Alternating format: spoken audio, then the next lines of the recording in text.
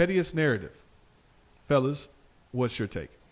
Here we go. So y'all already know P-Kid loves coming with the petty. Listen. It's not even that. Any dude that smooths out a tablecloth before he explains something, that's just because he don't have a cat in his hand to show how evil he about to get. Let's go. What's the petty narrative? Listen, you know what? I tell you what. We've been really big on trusting our front office, our head coaches, with developing our core. And I absolutely have no faith in it.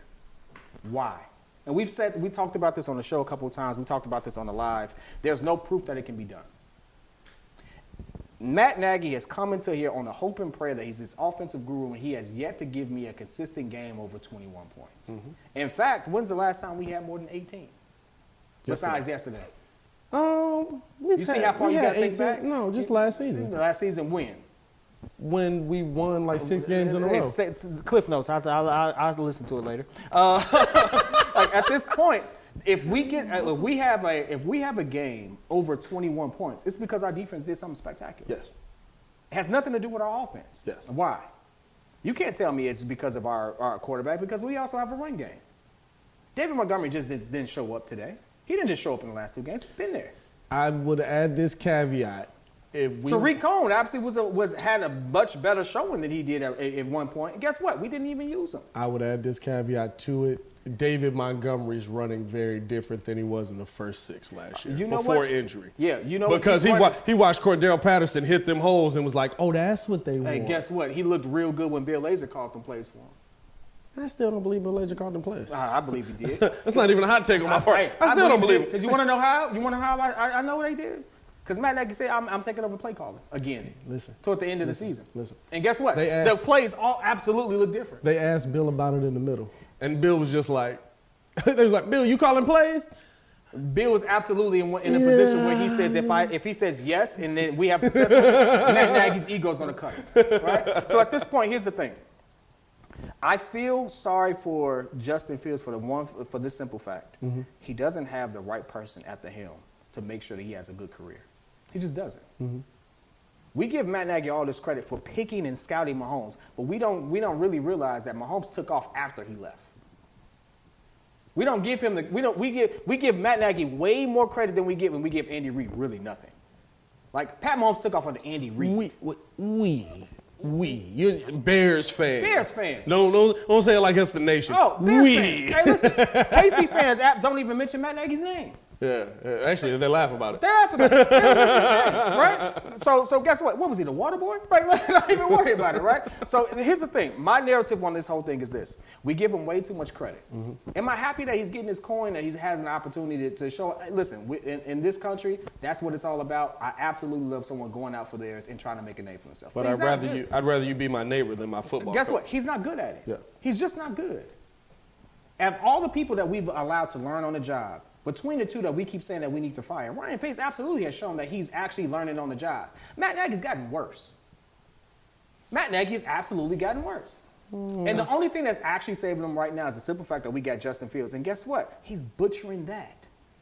Start the kid. There could be a Garpax thing all over again. I think that's what we're dealing. No, because this is the thing. When they got Rose, it was like that was a gift that sustained their position. It was. And he's right, because I feel it was fool's gold. Whatever we saw in 2018, which was all these magical plays and all this creativity, I'm like, where's that? Because it went all the way by Philadelphia. They got figured out. They didn't even do half the stuff. No. Here's the thing. He went absolutely away from it because his ego wanted to make his QB a QB he wasn't. He wanted to make him a pocket passer. Go back and look. Well, here's the thing. First of all, it's my narrative, not yours. Hey, look. Go back and look at 2018. It was a lot of end arounds. Oh, listen. There was a lot of screen passes. Here's the one thing I will say about it. And when they figured it out, they was like, oh, he can't really throw downfield. Oh, we going to stand right here and we going to see how many screen passes he throw out. Was Biscuits easier to figure out than Justin Fields? Absolutely. Yeah. But, Justin, if we want to be honest, so was Lamar Jackson when he first got in the league. But when you have a QB, you have a coach and an offensive team that's like, hey, listen, this is our guy's strength. We're going to absolutely make sure that this succeeds and give him the best tool. Guess what? Lamar Jackson goes from a QB who we would say should be a running back or a receiver to being the first QB with 200 yards and 100 rushing yards in 4+ games. Now, listen, generational talent, I know it's a totally different thing. You can't compare the two. Here's my hot take. Without accuracy, Lamar Jackson will become Cam Newton. If he never learns... Cam Newton is actually more accurate than him. But why is Cam not on the team right now? Because he can't stand in the pocket. Listen, he's older. Let's be honest with you. He's not healthy. He can't throw. He's not healthy. No. Shoulder injury. He can't. He never really was good at throwing. He's never been a stand there and pick you apart kind of quarterback. Hasn't. There's a limit to how many times you can send your body out there, and Cam Newton hit his limit. No, And Lamar Jackson I agree with that. will eventually hit his limit. That doesn't mean... Now, here's the thing. Now, here's my take on that. I've never been one of those people that says you can't become a pocket passer. I watched Mike Vick do it. I watched Mike Vick go to Philly and pick people apart with his arm. But here's my take on it. And I've asked you this question on the show before. Mm-hmm. Would you rather have 1 or 2 breakout seasons where Mitch is almost in the line for an MVP type breakout season, and then a massive drop off, or what we got? Right now, I'd rather have what we got right now because I know that the guy that's coming up can throw. I would rather have a quarterback that can throw 100%, always, because it's the quarterback position. I get it. The basis of the position is your arm. If you got legs, I need it. I love it. Use it. I need Matt Nagy to use it more. I want to see you get out on the edge and use that athleticism. But my problem with Mitch Trubisky was never he can't run. My problem with Mitch Trubisky was when he stood in the pocket and the pocket was clean and the receiver was open, he would sail it past him by 15 yards. Oh, sounds like Lamar Jackson. Sounds like Lamar Jackson last night. Right. No, 100%. Yeah, sounds like Lamar Jackson last night. And here's my thing. Lamar last night, you know why he wins that game? Because when John Harbaugh says, hey, you want to go for it? And I'm not hyping it up. Listen, we're talking about you want to go for it. We're talking about you want, but he's saying, and if he punts it, it's Pat Mahomes. You lost. It's 1 yard. But he's saying, you want to go for it? Go for it. There's a limit to that. At some point, his athleticism will drop off. Vince Carter used to jump over people. At some point, he was struggling on that layup. Absolutely. But the problem I have with that is we never even got to see that because guess what? Nagy was like, okay, you can do that. Cool. Skirt. We're going to make you do this now. I agree. And at that point, I do agree. You know who suffered the most? Skip Mitch. We suffered. The offense. We suffered. Yeah. Our whole reputation as a team and everything is totally diminished. This is the thing, though. And our defense got older. This is the thing, though. And so now Justin Fields has to deal with that. I think the difference with what we got in Fields, the caveat, Matt can't call plays. That's not going to change. So when are we going to start putting him on the hot seat appropriately?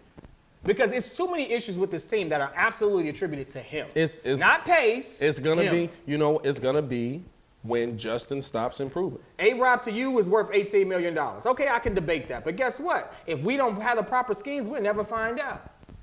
No, I agree with you. I think that Matt Nagy's scheme is a problem. David Montgomery could be an all-pro this season. Maybe. Tariq Cohen actually has He's definitely all-pro. He's definitely all-pro. But guess what? Yeah. If you don't call those plays, we never find out. So here's the thing. He's not a good manager of talent. Yeah. So when are we going to sit there and put him on the hot seat appropriately? I think this is the thing that we got to look at when it comes to Matt Nagy, when it comes to the offense. Matt Nagy's going to be judged based off what he does with Justin Fields. He's going to be judged on the development of Justin Fields. As much as we can say, man, Matt should be on the chopping block for what he did with Mitch.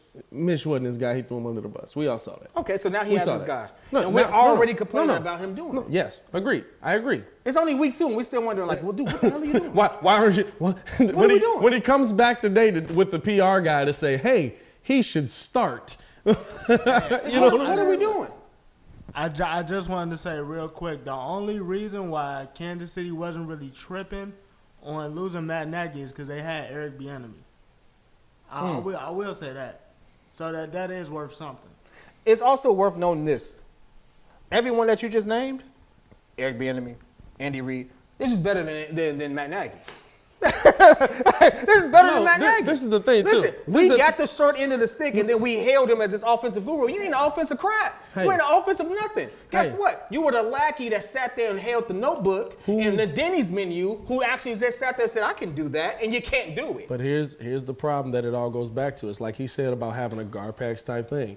Who's the person that hailed him as this offensive guru? Who held him as the offensive coordinator? Ryan Pace. Oh, guess what? Ryan Pace called him in, and he said he absolutely is going to turn Mitch Trubisky around. Now, at the end of the day, I think Ryan Pace put on his shady raincoat, and he went out there to North Carolina, and he said, I know they want Deshaun Watson, but I've got a good guy down here that we're going to get. That's a major problem. It was a change in the organization. They wanted to go the safe route. They went the safe route. Didn't work out. That's not the safe route. Trubisky was the safe route. I'm not gonna lie though. I felt like Deshaun Watson was gonna be Vince Young 2.0. I was scared that he would get to the league. That was my fear. And Listen, you go back to that time and you really do the research. There was a lot of negative press on Deshaun Watson. There was a lot of negative press on Mahomes. But there was a lot of negative press on Justin Fields. The indictment. That's true. But they learned from their mistakes. No. The indictment. You're saying the Bears did. You're saying the Bears did. But yes. supposedly the indictment was they never even called Deshaun Watson. Yeah, they never had a conversation with him. You didn't even do your due diligence. Ryan Pace. Now let's be honest. Let's be honest. Considering everything he's going through right now, I can live with it. That's now. That's now. But guess what? I can live with it. That's a cop out though. Because he'd be 3 years in. I can't play him because guess what? He has all these sexual allegations. This is the thing. That's a cop out because you will kill Matt Nagy for not doing his job, and you won't kill Ryan Pace for it. And that's a problem. No, I kill Ryan Pace all the time, but he actually learned on the job and did better. No, he learned on the job. We had a defense. He learned on the job, and he got somebody. We were known as a defensive team, and guess what? We absolutely sucked on the defensive end for a good 2 seasons, and he cleaned it up in his first couple seasons. He did. He actually did some things that we hadn't seen before. He actually paid the people to come in, and guess what? Our defense was rocking and rolling again. We're a better defense for a season. Absolutely. So he missed on Trubisky. I give you that, but guess what? It's not just Trubisky. He missed a lot. He's missed a lot in signings. He's missed a lot in salary cap. He's missed. The Bears are not a big organization. He runs all of these. Compared to any other GM, he is rated as a B to B plus GM. Okay. Why isn't his team successful? Why aren't his players good? What players? The defense has not looked good other than last week. How many All-Pros has he actually hired? How many All-Pros? Well, he signed he's actually put a lot of. He signed quite a bit. He signed a lot of guys that should have been All-Pro and didn't. Okay, that's part of the game as well. But he actually signed some people who absolutely they were like, oh, he's not going to be anything, and ended up being everything. So let me ask you this: So at this point, if you're going to throw, how much Robert Quinn make, AD? How much? Somebody look up how much Robert Quinn make. If you're going to throw, I believe it's 40-something mil? No. 40-something mil for 2 years, something like that? It was he had some bad signings. But it's about him. He learned on the job and get better over time. He hasn't. He's still doing it. It's about him not doing his due diligence. He didn't do his due diligence. On who didn't he do his due diligence on his last draft? He didn't do his due diligence. On who? On Deshaun Watson. He didn't do his due diligence. Last draft. No. He didn't. You can't go back 4 years. Will you let me talk? Can't go back 4 years. He didn't do his due diligence on Robert Quinn. You can't go back 4 years. That's not 4 years. That was last year. You can't go back 4 years to Deshaun Watson. That's 4 years ago. That's him not doing his job. He said they didn't even call him. That's him not doing his job. You can't go back 4 years. That's him not doing his job. The point is that you're trying to get a quarterback and fix the most important position on your team, and you don't even do the due diligence to call all of them, especially the number one guy, number one rated guy. And you know what the fallout from that is? Now you got to overpay dudes in free agency. Now you pay stupid money to Mike Glennon. Now you pay stupid money to. I'm not mad at you paying stupid money to Khalil Mack. You pay. I'm not mad at Khalil Mack. How much for Quinn? 14.7 a year. He's making 14.7 a year. Now you pay a lot of that money to those big name guys because guess what? You didn't hit on Leonard Floyd. That's right. You didn't hit on those bigger name guys. And so when you do that, you pay. But the people he did hit on. Whose job is it to get them on the field and productive? That's the defensive side of the ball. Okay. Offensively, the people he did hit on, whose job is it to get them on the field and productive? He's hit on Justin Fields. Who's he hit on offensively? Let's just stick with Justin Fields. Just for the caveat. This back and forth that we have with Justin Fields right now, does it help or hurt him? Does it help or hurt him? There's no back and forth right now. He's going to be the starter. Oh, because Andy Dalton got injured. Okay. Maybe he doesn't start. He hasn't committed to that. He's going to start. It's a ball. We don't know He's going to start. We don't know that. We don't know that. But what we do know is he wasn't even in the plans to start till week 4. He wasn't. He wasn't in the plans to start. And that falls on Matt Nagy as well. But I'm not going to allow you to. I'm fine with us slandering Nagy. Why did he get Coach of the Year? I'm fine with us slandering. Why did he get Coach of the Year? Because somebody called those plays that wasn't him. No. No, why did Mitch I'll Trubisky tell you- as an alternate get to the Pro Bowl? I'll tell you, because 7 other people turned it down. Whatever. Hey, that may be true, listen. but he was there. Hey, look. It's 32 QBs. This is the thing. I'm fine with us holding Nagy to this, but we have to hold pace to it as well. We absolutely have to hold to this. You know what the interesting thing is? We'll debate this all day. Hey, no, because you capping. That's No, why. I'm Because not you capping. capping. Because you Okay. capping. I Ain't no bet. capping. I bet. You capping. I bet. You capping. Okay. Let's get into the next segment, man. I'm sick of this, man.